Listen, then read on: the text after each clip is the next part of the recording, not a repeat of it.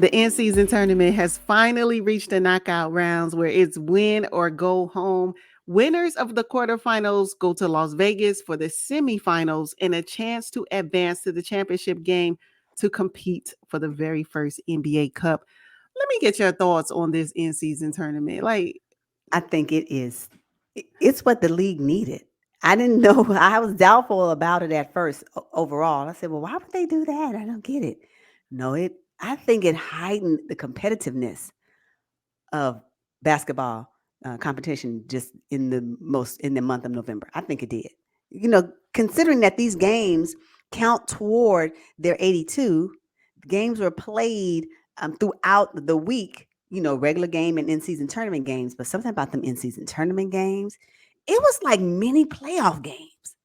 It was really yes, good. yes. The league nailed it on this one, and I like the fact that there's money tied to it, and that someone can receive an MVP trophy. That there is a first time championship for this at this stage of the season. I think, Mhm. from my perspective, I think it was. I think it's successful. I think so. Yes, I have to agree. I think it worked out as designed. I mean, I whoever think so. came up with this, I mean, hats off. The competitive Hmm. nature has Hmm. just gone through the roof. But you know what, though? I kind of like that point differential idea. Me Some too. players were offended by teams playing to the buzzer, but I was like, hey, let's go, buzzer to buzzer. What's up? Play the whole game. That's how it Yeah. should be anyway. Anyway, right? No, I Hmm. did like that. Yeah, I want forget what you're talking about.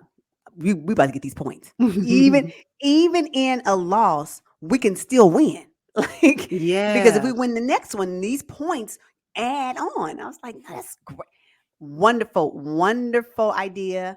Executed executed successfully, and I also think the marketing of it was good. I'm so glad that they had a different floor for the games. Because when we Hmm. go back in history, we want to look at the games. You want to be like, well, you don't want to have the question, was this an in-season tournament game? You'll know off the rip because of the floor. You'll know it. So Yes, yes, as bold and bright and blinding as the floors were, yes. you Most. do know the difference between a regular game and an in-season tournament game. And I think that was genius on the NBA's behalf. So they did a great job with this one. I was glued. I couldn't wait. I could not wait. And these teams play non in-season tournament games as well, but the in-season tournament games, what? Wow. Hmm. Knowing that money's at stake and that these players, especially the stars who make all the money, are playing for money for the people that are on the bench and not making as much. So I just think it was amazing. I loved it. Mhm. Yeah, let's talk about the superstars because had they not bought into this Yeah, whole idea, would have been a this would bust. have been a bust. Oh, it would have been a bust. It would have been a Yeah. dud for sure. For sure. Uh-huh. For sure. And it would have showed their selfishness, I think. Oh, yeah. So I'm kind of glad that they bought into it. Again, it's about who can be first. I think that's what this is about. At the end of the day, beginning of the season, end of the season, some of these teams may not even make it to the playoffs, but they was playing like they were in the playoffs. So I think it was really good. Yes, I would like to talk about some of the notable teams who are not competing for the very first NBA Cup because I don't see the OKC Thunder, the Timberwolves, who are number one in the West, Denver Nuggets, champions from last season, Oh, Orlando sitting at number two in the East, the Golden State Warriors, who everybody, thought that would do something. And the Philadelphia 76ers out of the East right now, they are not competing for this NBA Cup. And a part of me is wondering if they're kind of happy with it because now they don't really have to put that wear and tear for this stretch. They get at least 2 days off while the in-season tournament is going on for the championship game and the quarter and semifinals. I mean, it's a thought. I just wonder if they're content with it. in hindsight, maybe, but not during the competition. I don't think so because they were playing too hard not to want to advance. I think so. So maybe now that they didn't advance, they probably like, well, get to rest. Maybe that's what it is. But I don't think during the time, no. Why would they want to be left out? Competitors do not want to be left out of any competition. So I would say no initially. But now that they had time to sit on it, they Yeah. probably like, well, I'm going to get this ice bath together. Yes, Let me get this exactly. quick massage. Yeah, you know what I'm thinking about it. So yeah, Hmm. let me get ready to get my popcorn because they'll be watching the games too. So Oh, I can yeah. see, I can see now there's probably relaxed in it, but you don't want to be left out. Nobody wants to be left out. Mm-mm. Okay. All right. So we have our quarterfinals matchup. And hey, Hey, the Boston Celtics and the Indiana Pacers, straight off the rip, ooh wee. That is going to be number one offense in Indiana Pacers against the Mhm. Boston Celtics, who they can play some defense on you. How will the Pacers look in that matchup? Because they failed against the Yes. Miami Heat just Yes. recently with the other team that plays very good defense. Yeah. So what's up? You know what? That's for me. That is the Pacers' Achilles heel. If they don't figure out how to manage defense and get some defense of their own, because they're at the bottom of the defensive ranking, I need for them to Hmm. figure it out as well. Because again, that's what's going to carry them through the rest of the season, and if they make it to the playoffs. So this right now is an opportunity for the Pacers to fine tune or get their defensive identity together. Because on offense, they got that, and Halliburton, he gonna get you.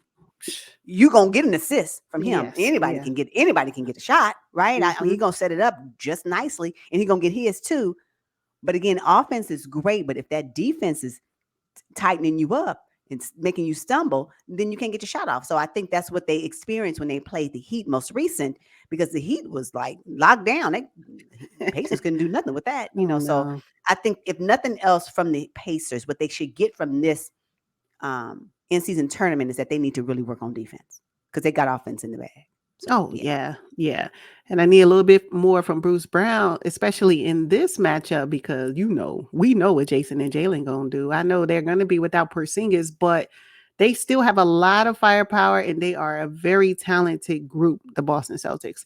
So yeah, they really do, and because the Celtics have Derek White, I think sometimes is their wild card because when he get hot, and he'll show up, because if you watch the playoffs, and he did that putback in one of them games, gave me chills. So Derek White is somebody that you have to really be careful about because if he gets hot, then you may be up against a big three, a mini big three.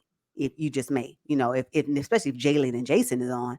So yeah, I think mhm. that the Bruce Brown do. I agree. They need him now more than ever for this particular in season tournament matchup. Yes. Yes, Mm-hmm. yes, and then, oh my goodness, now, this New Orleans Pelicans and the Sacramento Kings, Mm-mm-mm. Can ooh-wee, I say now anybody can get it? oh Anybody my can get it. Oh my God. Oh my God.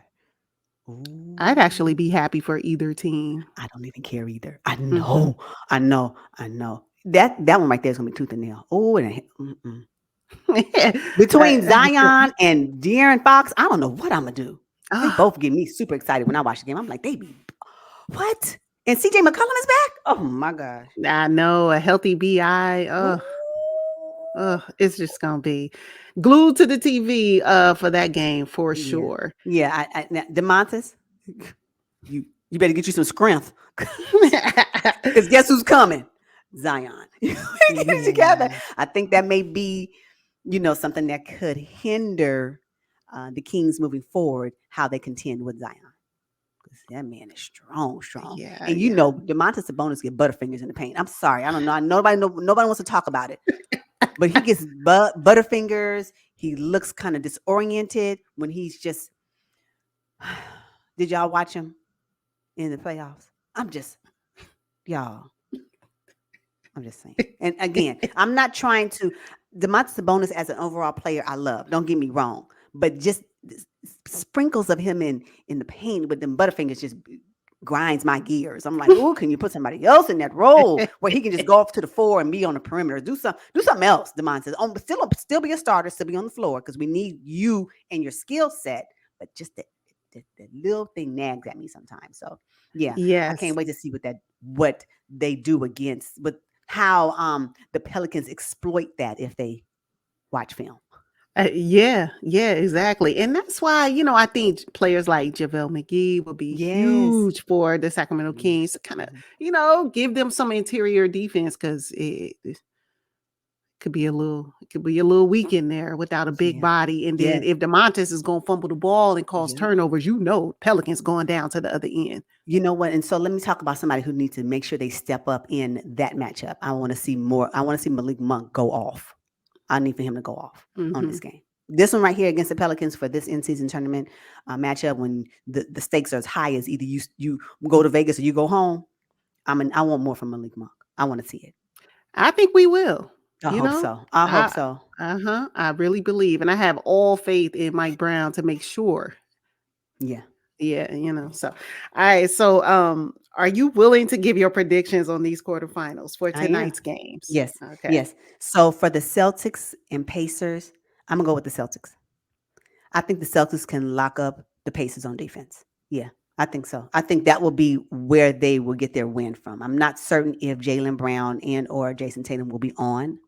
I know they can manage some points. Don't get me wrong, but sometimes as of late they have been a little careless with the ball. I would say not as dominant as I would like for them to be in their matchups, but I still believe they can be victorious with their defense alone. What about you? Yep, I have the Celtics as Mm, well, mainly because the Pacers showed me they cannot win against a team that plays superior defense. yeah. So, I mean, I have no choice but to go with the Celtics in this matchup, but it is going to be good. Oh, it's going to be good. Yes, Yeah. absolutely. Uh-huh. Mhm. All right, so the Pels and the Kings, we had talked about, hey, either team can get it. I'd be happy for either team, but who you have coming out of this matchup? I have the Pelicans. Oh. Yeah, the Pings and the Pelicans played most recent, and the Pels came out victorious. I think the score was 117, 112, I believe, with the Pelicans winning, if I'm not mistaken. So, yeah, I'm gonna have the Pels. I know, Uh, but guess what? If the Kings come out, I'm gonna be lighting the beam. I'm really okay with either one, honestly. Honestly, yeah, me too, but I actually picked the Sacramento Kings you because did. when Why? De'Aaron gets going, it's hard to stop. And CJ McCollum, although back, he's not going to be 100%. You know, he's You not. I'm know, going with De'Aaron. I just have you so much know. faith in Mike Brown, able to get the most Mhm, out of his guys. The Kings are still hungry and coming off of their defeat in last year's mhm, playoffs. And this is their chance to kind of get a mini playoff win before mhm. the postseason. So yeah, I'm going with the Kings in this. Yeah, okay. I wonder who they will put on De'Aaron Fox. It's gonna be Herb Jones. I wonder. Hey, we could put whoever they want, but De'Aaron Fox just has a way of exploiting. Yeah, he does. He's Yeah. really Oh, good. I that's know, all I about know, him. I know, I know. I think that the reason why, again, I went with the Pelicans, I talked about it a little bit earlier in this conversation, is I think their weak spot is going to be DeMontis Sabonis, and I think that may be if they exploit if the Pelicans exploit that, they may be able to get a win. So Ah, yeah, okay. we'll see that. All right, so let's just fast forward a little bit to tomorrow night's matchups. Another knockout round featuring the New York Knicks and the Milwaukee Bucks. Wow. It's going to be an East Coast, beat down. I really believe we're going to see Jalen Brunson. We're going to see why the Knicks backed up the Brinks truck for Jalen Brunson. We're gonna also see a reason why the Dallas Mavericks is like, did we make the right choice? Yeah. Did we make a decision to trade him? Yeah, but the Bucks. I know that they're doing okay overall, but they're third in the East as we speak. But they just not giving it to me right now. I don't know. I don't know. I don't know. Something is Yeah. lacking for sure in their whole system. I don't know. It's something that's different, and it could be because of new coach. That could be one of the things, right? And I'm not too certain that Giannis is bought in to the new coach. That's a thought. So I just don't know. I don't know. But the Knicks, if they do win, it's going to be on the back of Jalen Brunson Oh, for sure. absolutely. But in Mhm. the previous episode, I don't know if it was this or not, but you talked about Giannis Antetokounmpo going all in whenever there is something to win. He does. Yeah, yeah, yeah, yeah. Uh-huh. So I I think agree. we're gonna see next level Mhm. Giannis. Dame Dollar is gonna do what he does in the final Mhm. seconds. I mean, I just think, although Jalen's gonna go off, and Julius Randle is my guy, Mm. but I just think the Milwaukee Bucks can pull it off. I really do. I have the Knicks actually. I Okay. have the Knicks. I have the Knicks for an upset. Yeah. Mhm. Oh, this will be an upset. Uh-huh. Yeah. Okay. Yeah, yeah, yeah. Because I think the Bucks, because of Giannis's competitive nature, right? Because of his accolades, I just can see, and only if Julius Randle assumes his role. Don't, 'cause he in any type of playoff, and I know this is not a playoff, but a game like the playoffs, I would consider this in-season tournament game. Julius Randle sometimes can fumble the bag. So I just think that, yeah, it's gonna be on the back of Jalen Brunson. I think he gonna do his thing. So I have the Okay. Knicks. All Mhm. right, cool. So I had the Bucks, and then of course we got to talk about the Phoenix Suns, who Mhm. will be without Oh my Bradley god. Beal. What is? Ooh. This is like Washington Wizards Oh my 2.0. This is gosh. ridiculous. The Suns are probably looking like, what have we done? Mhm, And I'm mhm. asking the same question. What have you done? Bradley Beal not available again. Again. So they will face off against the Los Angeles Lakers, who have also been riddled with injuries now, I Mhm. might say, but they do have the 38, 39-year-old king in LeBron James and AD, who has been fairly healthy this season. I must say, I think he's only missed one game or so. Mhm. What you think about that Suns Lakers matchup? I'm gonna tell you right now. I'm gonna tell you who I'm gonna be watching the game, but who I'm really gonna be watching are the refs. Because I'm telling Oh, you right now, the Suns cannot compete against the Lakers and the refs. They just can't do it. hey, if they put Scott Foster in it, I mean, come on. They put Scott Foster in the referee lineup. It's a wrap for the Phoenix Suns, whether or not Chris Paul plays. I just don't. I'm gonna be watching the refs.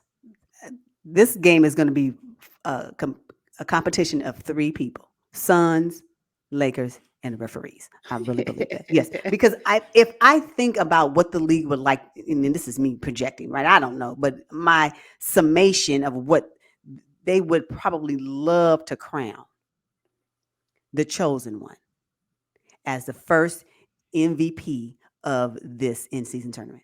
I just, I don't know. Oh God. So you're saying it's gonna be 8-on-5 tomorrow That's night. exactly what I'm talking about. So Ah, I'm just curious. I don't know. I have the Lakers actually coming out of this. They've been playing pretty good. Their point differential was amazing. Did you see it? Oh my yes, yes. God. Oh my goodness. And because of that, right? And I know that, since LeBron James is in his final years, let's just be honest, right? I would not be surprised if he'd be the first MVP of the in-season tournament. It would not surprise me. And with that being said, the Lakers end up winning the chip. I don't know. I'm just projecting. I don't know who they're going to Okay, be if they okay. move forward, but I can see them most definitely coming out of this first knockout round. Yeah. Okay. I have the Mhm. Lakers as well Yeah. Yeah. because I don't care how you look at it. KD ain't been the same player, and Devin Booker's been in and out of the lineup. Although Yes. when he's been in, he's been nice. It's just not enough. We all skeptical about it anyway, and then we would hope that Bradley Beal would be that third guy, and he can't keep his feet on the court. So No, what are we gonna no. do about that? Mhm. Man, get this far and can't compete. I just don't see it. I just don't. I don't see the Suns moving forward at all. Mm-mm. No, it's gonna be the Lakers for sure.